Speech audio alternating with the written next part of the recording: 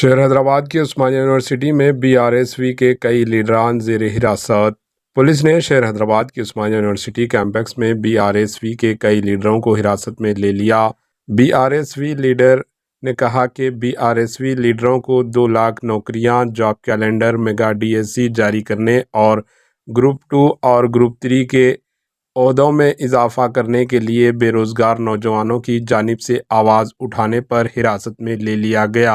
Campus میں خاص طور پر آرٹس کالج میں DSC امتحان ملتوی کرنے کے مطالبات کرنے والے مظاہرین کے خلاف کارروائی کی جا رہی ہے۔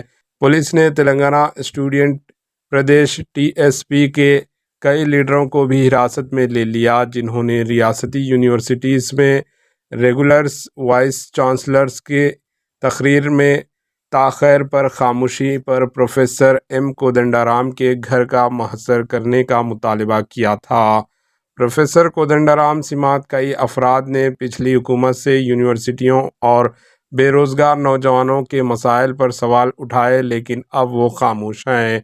یونیورسٹیاں پچھلے 2 ماہ سے باقاعدہ وائس چانسلرز کے بغیر چل رہی ہے۔ Bureau report AJ news.